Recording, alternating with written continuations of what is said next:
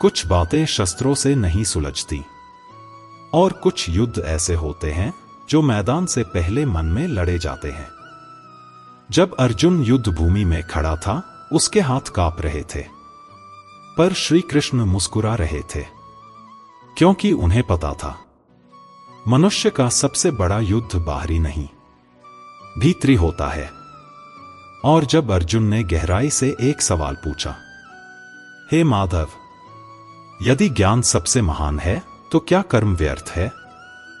तब प्रारंभ हुआ गीता का चौथा अध्याय, जिसमें श्री कृष्ण स्वयं बताते हैं सच्चा ज्ञान क्या है, सच्चा कर्म कौन सा है, और क्या त्याग का अर्थ है कुछ छोड़ देना या फिर भीतर कुछ जगाना। यह अध्याय कोई साधारण उपदेश नहीं, यह एक चेतना की क्रांति है।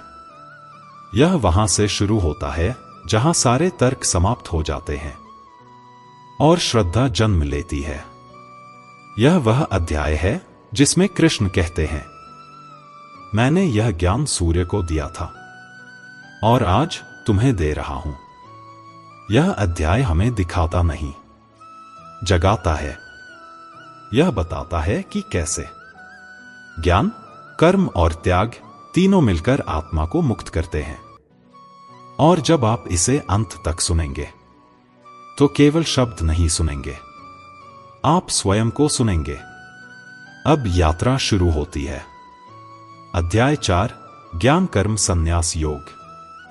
श्री कृष्ण की दिव्य वाणी से एक साधारण मनुष्य को परम आत्मा बनने की ओर। जब कोई युद्ध भूमि पर खड़ा होता है, उसके पास दो ही रास्ते होते हैं, या तो वह अपने शस्त्रों के बल पर लड़े या फिर अपने शास्त्रों के ज्ञान से।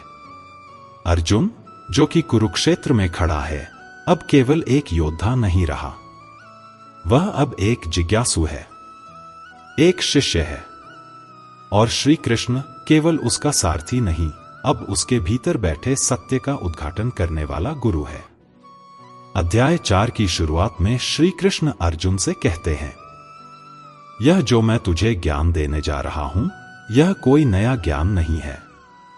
यह वही सनातन ज्ञान है जो युगों पहले मैंने स्वयं सूर्य देव को दिया था।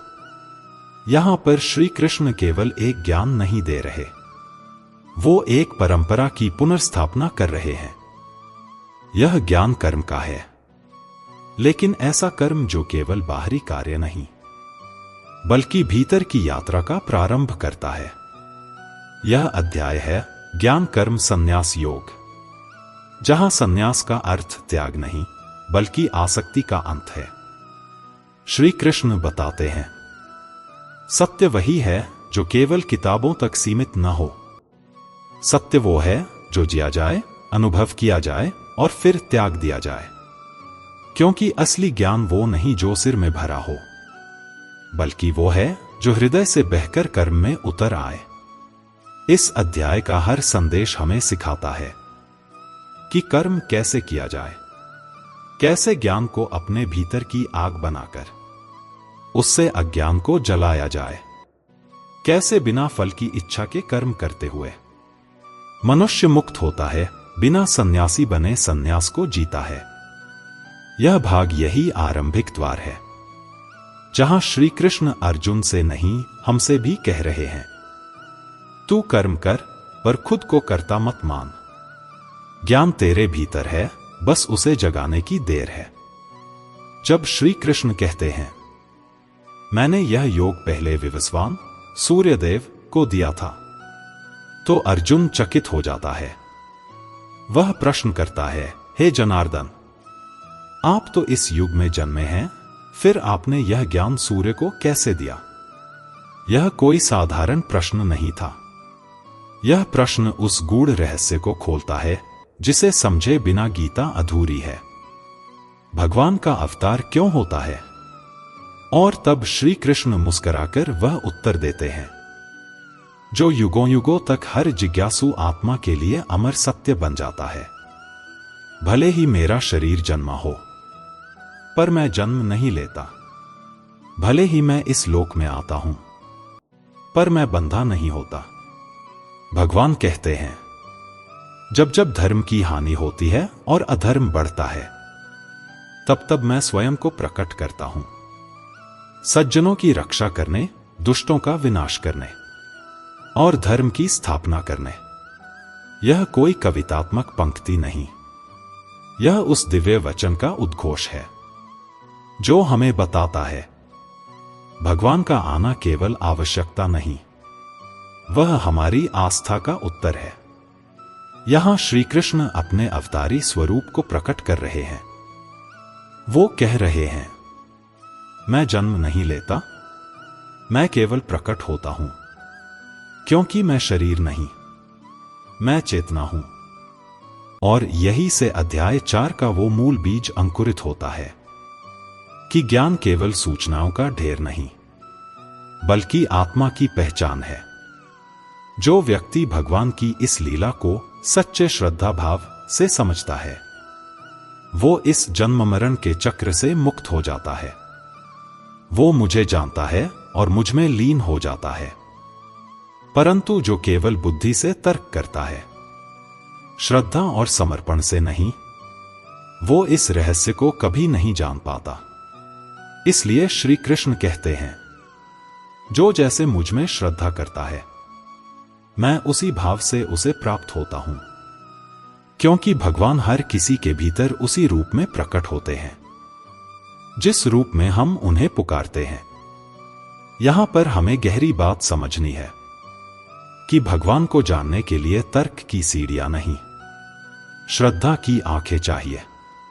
और श्रद्धा तब आती है जब हम अपने कर्म को अपने स्वार्थ से नहीं, अपने भीतर के देवत्व से जोड़ते हैं।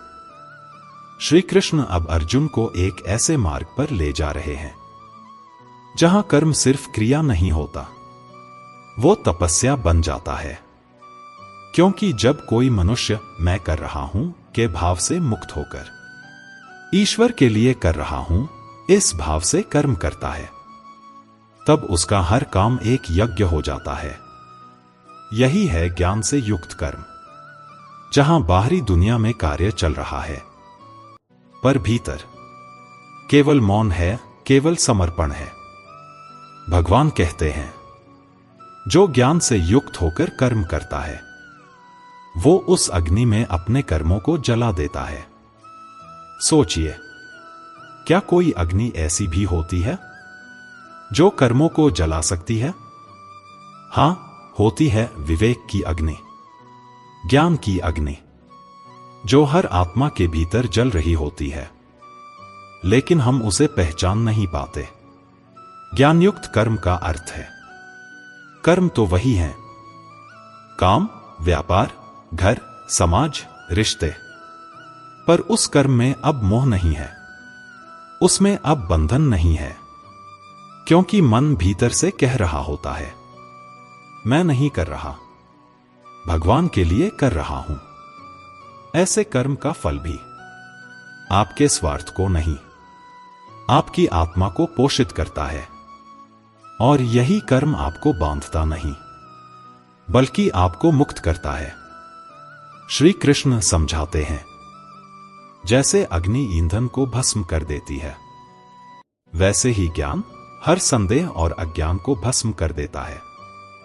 इसलिए अर्जुन से कहा जाता है, ज्ञान को प्राप्त कर, क्योंकि यही ज्ञान है जो तुझे कर्म के बंधन से मुक्त करेगा। और इस ज्ञान को कोई किताबों से नहीं, बल्कि गुरु की सेवा, विनम्रता और श्रद्धा से पाया जाता है। यहां गीता हमें एक और रहस्य बताती है, सत्य ज्ञान किसी तर्क से नहीं, बल्कि समर्पण से प्रकट होता है।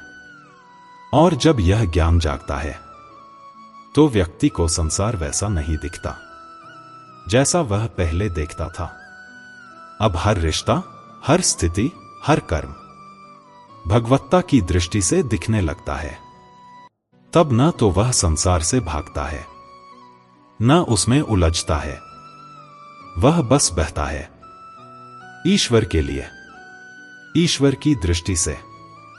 अर्जुन अब मौन है, वो सुन रहा है, हर शब्द जैसे उसके भीतर किसी गहरे बंधन को खोल रहा है।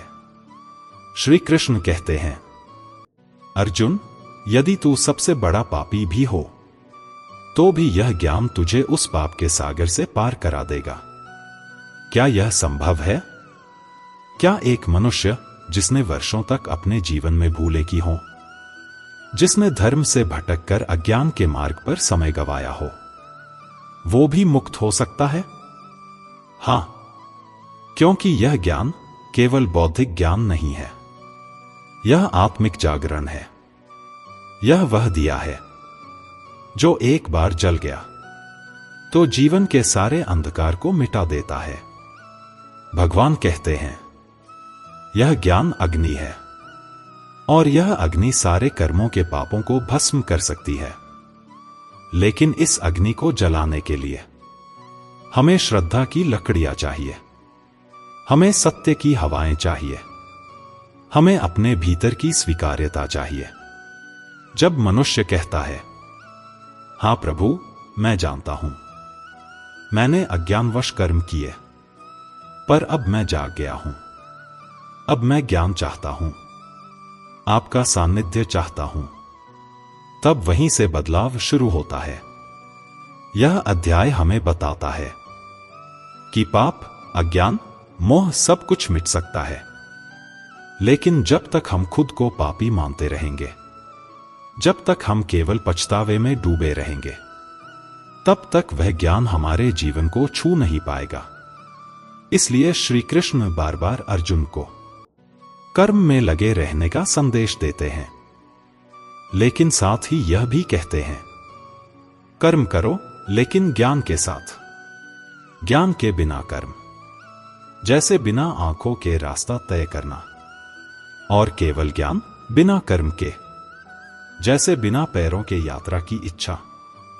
दोनों को साथ चलना होगा, ज्ञान भी और कर्म भी। अब प्रश्न उठता है, इस ज्ञान की शुरुआत कहां से होती है? कैसे कोई व्यक्ति इस नौका पर चढ़े? श्री कृष्ण कहते हैं, जो श्रद्धावान है, जो गुरु से प्रश्न करता है, जो विनम्र है, वह इस रहस्य को समझ सकता है। यानी ज्ञान का प्रवेश द्वार है श्रद्धा, विनम्रता और आत्मा की प्यास। अब जब अर्जुन का हृदय धीरे धीरे खुल रहा है, श्री कृष्ण एक और गहरा रहस्य उजागर करते हैं। एक ऐसा शत्रु जो तलवार नहीं चलाता, लेकिन जीवन को भीतर से खोखला कर देता है, उसका नाम है संशय। श्री कृष्ण कहते हैं, संशयात्मा विनश्यति, अर्थात जिसका मन संदेहों से भरा है वह नष्ट हो जाता है। संशय जो मनुष्य को न कर्म करने देता है, न ज्ञान स्वीकारने देता है।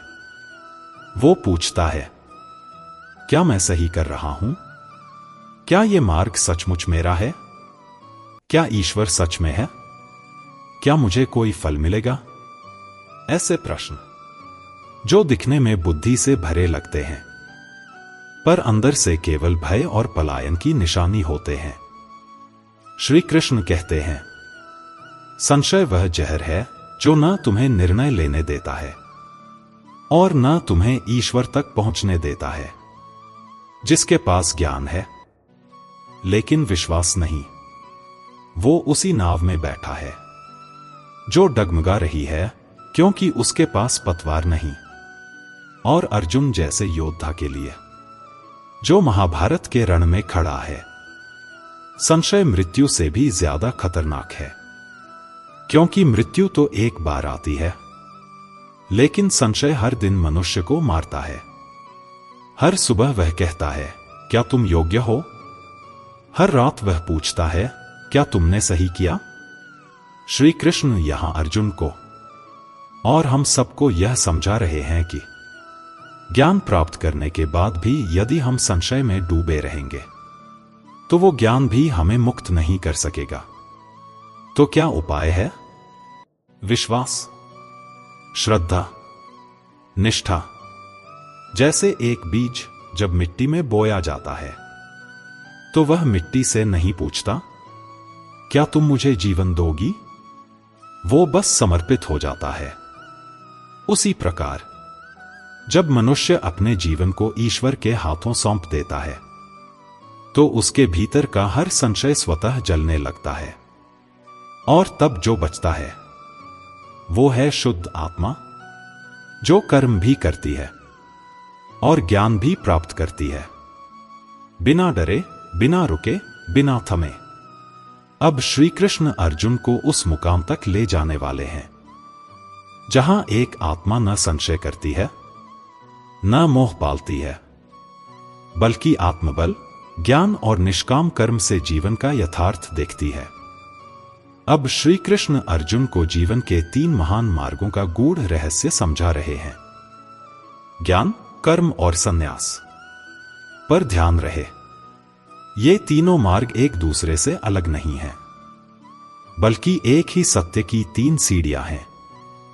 ज्ञान वह दीपक है जो अंधकार को हटाता है, कर्म वह मार्ग है जिस पर चलकर जीवन को गति मिलती है, और संन्यास वह स्थिति है जहां व्यक्ति भीतर से शांत और निर्लिप्त हो जाता है। लेकिन श्री कृष्ण कोई रूढ़िवादी संन्यास की बात नहीं करते, जहां संसार छोड़ दो, गुफा में बैठ जाओ, ना खाने की चिंता, ना परिवार की। नहीं, वह कर्म करते हुए संन्यास की बात करते हैं, जहां हम संसार में रहते हुए संसार से ऊपर उठते हैं। क्योंकि श्री कृष्ण कहते हैं, जिसने ज्ञान से अपने कर्मों को समझा और कर्म करते हुए परिणाम से मोह त्याग दिया, उसी ने सच्चा संन्यास किया। ऐसा सन्यासी कोई जटाधारी योगी नहीं होता, बल्कि वह गृहस्थ भी हो सकता है जो रोटी बनाता है पर उसका मन ईश्वर में लगा होता है, जो व्यापार करता है पर उसका उद्देश्य केवल धन नहीं, धर्म होता है। श्री कृष्ण अर्जुन से कह रहे हैं, हे पार्थ, तू युद्ध कर, लेकिन योद्धा होकर नहीं, एक साधक होकर। कर्म कर, पर उसका फल मेरे चरणों में समर्पित कर। यह है अध्याय 4 का परम संदेश। ज्ञान से कर्म को समझना, कर्म से जीवन को निर्मल बनाना, और अंततः संन्यास की स्थिति में पहुंच जाना, जहां कोई बंधन नहीं, कोई संशय नहीं, केवल ईश्वर के साथ एकत्व। जिस प्रकार नदी बहती हुई सागर में विलीन हो जाती है, उसी प्रकार कर्मों की धारा जब ज्ञान के प्रकाश से चलती है तो अंततः ईश्वर में लीन हो जाती है। अब श्री कृष्ण अर्जुन को उस अग्नि का परिचय देने वाले हैं जो इन सभी बंधनों को भस्म कर देती है, ज्ञानाग्नि। अब श्री कृष्ण अर्जुन के हृदय में एक ऐसी शक्ति जगाते हैं जो तलवार से नहीं काटती, शब्दों से नहीं डराती, बल्कि अज्ञान, संशय और पाप की जड़ में आग लगा देती है। उस शक्ति का नाम है ज्ञानाग्नि। श्री कृष्ण कहते हैं, हे अर्जुन, जिस प्रकार जलती हुई अग्नि लकड़ी को राख बना देती है, उसी प्रकार ज्ञान की अग्नि समस्त कर्मों को भस्म कर देती है। अब तुम सोचो, कर्म को भस्म कर देना, क्या कर्म नहीं करना चाहिए? कर्म का अर्थ है प्रयास। लेकिन जब वह अज्ञान से जन्म ले, स्वार्थ से ग्रस्त हो, मोह और वासना से घिरा हो, तो वही कर्म बंधन बन जाता है। और ज्ञान क्या करता है? ज्ञान वह दृष्टि देता है जो तुम्हें कर्म के पीछे छिपे स्वार्थ को पहचानना सिखाता है। जब तुम जान जाते हो कि तुम कौन हो, क्यों हो और यह संसार क्या है, तो फिर तुम कर्म करते हो, लेकिन अहंकार के लिए नहीं, बल्कि ईश्वर की आज्ञा समझकर। यही है ज्ञान की आग, जो पहले तुम्हारे भीतर के भ्रम को जलाती है, फिर मोह की जड़ को काटती है, और अंत में उस मैं को मिटा देती है जो हर दुख की जड़ है। श्री कृष्ण यह भी कहते हैं, हे अर्जुन, इस संसार में कुछ भी उतना पवित्र नहीं जितना कि सच्चा ज्ञान, और जो भक्त इस ज्ञान के लिए तैयार होता है, समय आने पर यह ज्ञान स्वयं उसके भीतर प्रकट हो जाता है। मतलब ये ज्ञान किसी किताब का बोझ नहीं होता, बल्कि एक आंतरिक अनुभव होता है जो तब जन्म लेता है जब मन शांत होता है और हृदय श्रद्धा से भरा होता है। श्री कृष्ण बार बार अर्जुन को श्रद्धा की ओर ले जाते हैं, क्योंकि बिना श्रद्धा ज्ञान एक बोझ बन जाता है, पर जब हृदय में श्रद्धा हो तो वही ज्ञान जीवन का प्रकाश बन जाता है। तो अब अगला भाग हमें ले जाएगा उस गूढ़ बिंदु की ओर जहां श्री कृष्ण अर्जुन से कहते हैं कि जो श्रद्धा करता है, संयम रखता है और ज्ञान की खोज में लगा रहता है, उसे मैं स्वयं मुक्त करता हूं। अब जब अर्जुन ज्ञान की अग्नि को समझ चुका है, तो श्री कृष्ण उसे अगले स्तर की ओर ले जाते हैं, श्रद्धा और गुरु की शरण। क्योंकि केवल ज्ञान की बात सुन लेने से कोई ज्ञानी नहीं बनता। ज्ञान तब फल देता है जब हृदय में श्रद्धा हो, मन में संयम हो और जीवन में विनम्रता हो। श्री कृष्ण कहते हैं, तद्विद्धि प्रणिपातेन परिप्रश्नेन सेव्या उपदेक्ष्यन्ति ते ज्ञानं ज्ञानिनस्तत्त्वदर्शिनः। अर्थात, हे अर्जुन, ऐसे ज्ञानियों की शरण में जाओ जो आत्म तत्व को जानते हैं। उन्हें विनम्रता से प्रणाम करो, उनसे नम्रता पूर्वक प्रश्न करो और श्रद्धा से उनकी सेवा करो। वे तुम्हें वह ज्ञान देंगे जो सब अंधकार को मिटा देता है। यहां श्री कृष्ण एक रहस्य खोलते हैं। ज्ञान सिर से नहीं मिलता, ज्ञान सेवा से मिलता है, श्रद्धा से मिलता है, प्रश्न पूछने की विनम्रता से मिलता है। क्योंकि जब कोई व्यक्ति अपने अहंकार को छोड़कर किसी सच्चे ज्ञानी की शरण में जाता है, तो वह केवल उत्तर नहीं लेता, वह जीवन का दिशा संकेत लेता है। पर आज का युग तो प्रश्नों से भरा है, लेकिन विनम्रता से खाली है। लोग ज्ञान चाहते हैं पर गुरु नहीं, वे मार्ग चाहते हैं पर झुकना नहीं। और यही कारण है कि उन्हें समाधान नहीं मिलता। श्री कृष्ण कहते हैं, जिसमें श्रद्धा है, जो इंद्रियों को संयमित करता है और गुरु के ज्ञान में विश्वास रखता है, उसे यह ज्ञान स्वतः प्राप्त हो जाता है। यह ज्ञान कोई वस्तु नहीं जो बाजार में मिले, यह आत्मा की अनुभूति है जो तप, त्याग और सेवा से प्राप्त होती है। और जब यह ज्ञान मिल जाता है, तब क्या होता है? श्री कृष्ण कहते हैं, उस समय वह व्यक्ति कभी मोह में नहीं पड़ता। वह जान जाता है कि सभी प्राणी उसी ब्रह्मा में हैं और वह ब्रह्मा स्वयं उसी के भीतर है। इस बिंदु पर पहुंचकर व्यक्ति को न कोई शत्रु दिखाई देता है, न कोई द्वेष, न द्वंद्व। वह हर प्राणी में ईश्वर को देखने लगता है। अब प्रश्न उठता है, यदि कोई व्यक्ति इस ज्ञान में प्रवेश कर चुका है, तो क्या फिर भी उसे कर्म करना चाहिए, या उसे अब केवल ध्यान में ही लीन रहना चाहिए? अब तक श्री कृष्ण ने अर्जुन को ज्ञान, श्रद्धा और गुरु की महिमा बताई। अब वे एक और अत्यंत गूढ़ लेकिन जरूरी प्रश्न की ओर बढ़ते हैं। यदि कोई ज्ञानी हो गया, तो क्या उसे अब कर्म करने की आवश्यकता नहीं है? क्या अब वह संसार से अलग हो जाना चाहिए? क्या ज्ञान ही मोक्ष है?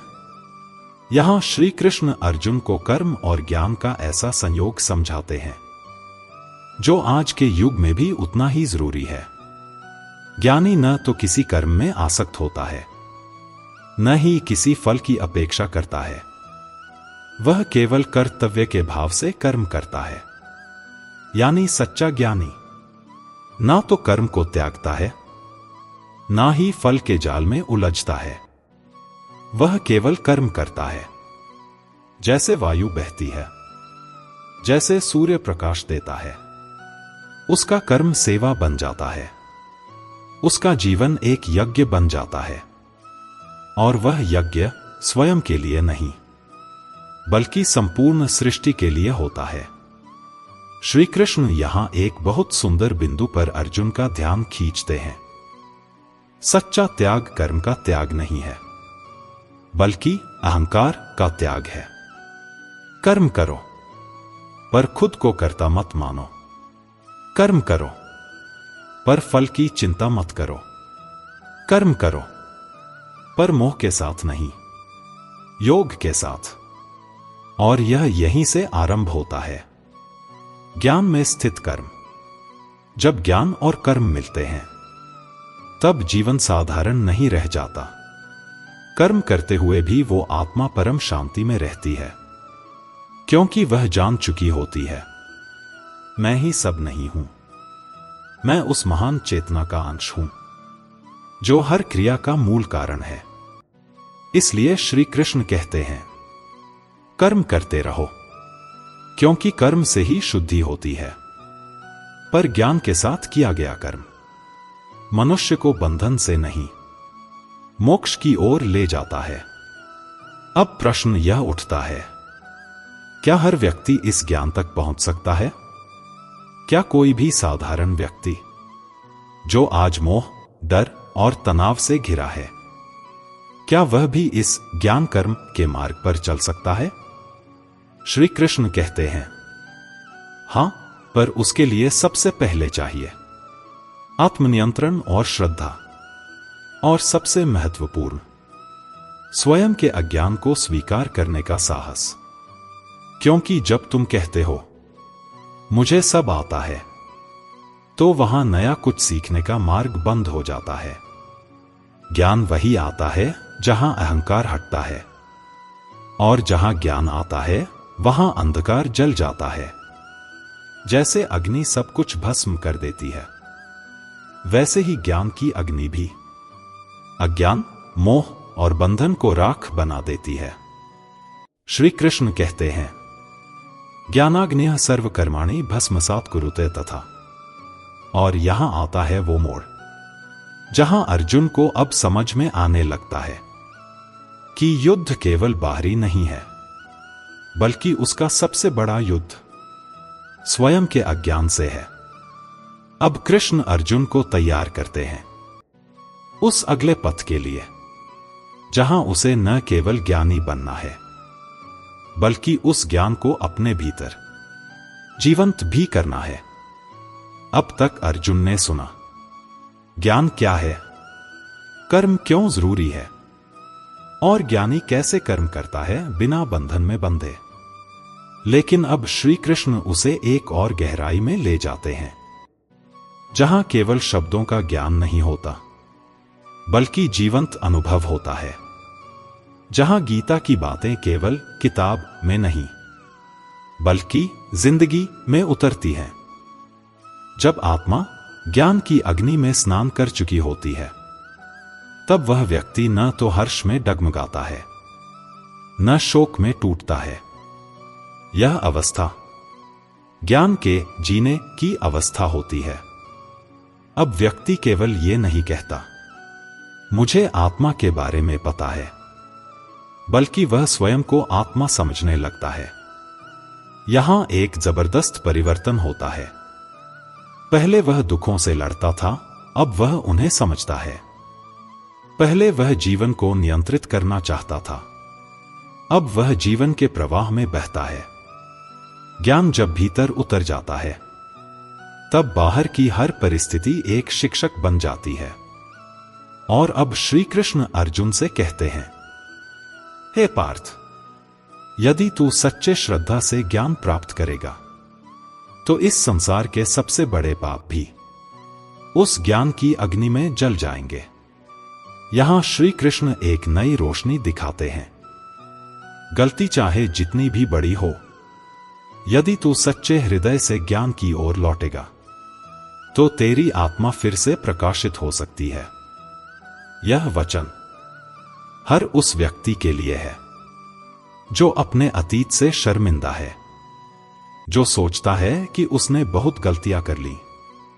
यदि तू जल में नाव के सहारे पार जा सकता है, तो ज्ञान वह नाव है जो तुझे अज्ञान के महासागर से पार ले जाएगी।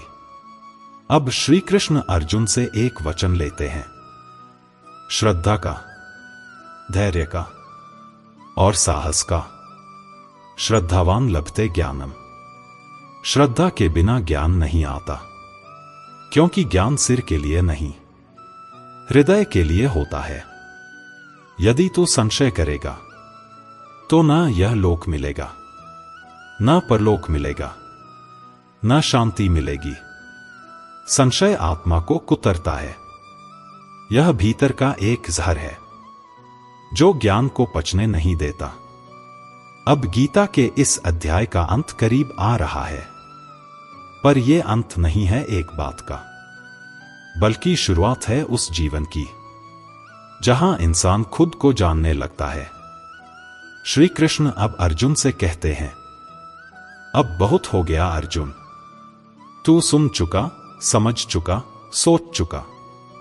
अब तू बस एक काम कर, अपने संशय को मार डाल। क्योंकि अर्जुन की सबसे बड़ी समस्या यह थी कि वह युद्ध से नहीं डर रहा था, वह खुद से डर रहा था। वह सोच रहा था, क्या मैं सही कर रहा हूं? क्या यह अधर्म है? क्या मेरे हाथों कोई पाप होगा?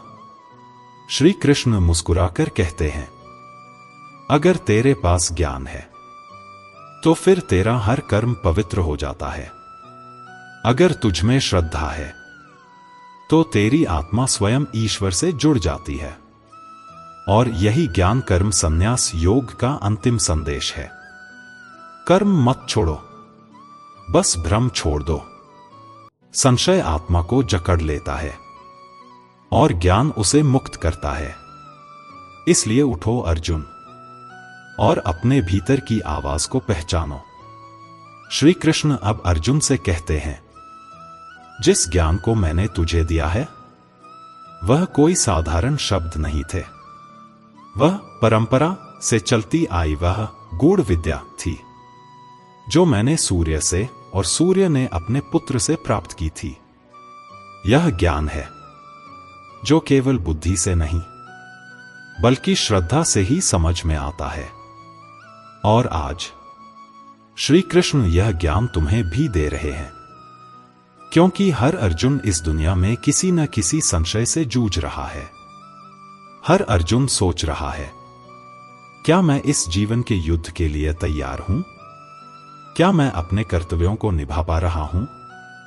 और हर अर्जुन को एक श्री कृष्ण की जरूरत है जो उसे उसकी आत्मा का दर्शन करा सके। हे अर्जुन, तू उठ, अपने संशय की तलवार को ज्ञान से काट और कर्म के मैदान में उतर जा, क्योंकि तेरे कर्म ही तुझे मोक्ष दिलाएंगे। यही है अध्याय 4 का वो वचन जो सिर्फ अर्जुन के लिए नहीं बल्कि हर श्रोता, हर साधक, हर आत्मा के लिए है। अब हम अगले अध्याय की ओर बढ़ेंगे जहां श्री कृष्ण बताएंगे कर्म के उस संतुलन के बारे में जिसे समझे बिना जीवन की गाड़ी या तो अहंकार में डगमगाएगी या त्याग के नाम पर खुद को रोक देगी। अध्याय 5, कर्म और त्याग का अद्भुत संतुलन, जहां जीवन कोई युद्ध नहीं बल्कि एक साधना बन जाता है। क्या आप तैयार हैं उस संतुलन को समझने के लिए?